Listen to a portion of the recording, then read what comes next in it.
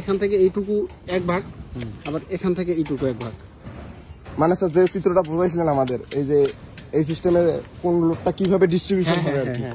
কিন্তু এইটা হচ্ছে ওয়ান ওয়ে স্ল্যাবের ক্ষেত্রে, আর এই যে টু ওয়ে স্ল্যাবের ক্ষেত্রে কিন্তু এই কাহিনীটা নাই। মানে লোডটা ওইভাবে আর কি ত্রিভুজ আকারে পতিত হয় না, এটা ওইরকম ভাবে আসবে না। টু ওয়ে স্ল্যাবের ক্ষেত্রে কিভাবে হয় স্যার? টু ওয়ে স্ল্যাবের ক্ষেত্রে সরাসরি তোমার মনে করো যে এই যে এখান থেকে এইটুক এ বহন করবে, এখান থেকে এইটুক এ বহন করবে, মানে সবাই লোড বহন করবে, যেহেতু লোড বহন করবে। জাস্ট ওয়ান ওয়ে স্ল্যাবের ক্ষেত্রে কাহিনীটা একটু ভিন্ন ভিন্ন আর কি। এই কোন আছে লোড আর কি বহন করে থাকে বেশি। হ্যাঁ, এই এই যে এইটুক বহন করবে হচ্ছে তোমার এই যে এখান থেকে এইটুক জায়গা, এইটুক জায়গা লোড বহন করবে এই বিম, আর এখান থেকে কোন আছে ওইদিকে ওই বিম বহন করবে, এইটুকে বহন করবে এই বিম। জি স্যার। তবে স্যার টু ওয়ে স্ল্যাবের আকার বর্গাকৃতির, মোটামুটি কিছু ক্ষেত্রে বর্গাকৃতির হওয়ার কারণে চারপাশে আর কি লোডটা ডিস্ট্রিবিউশন হয়, কারণ যেখানে আর কি যত কাছে সেখানে তত দ্রুত লোড বহন করে।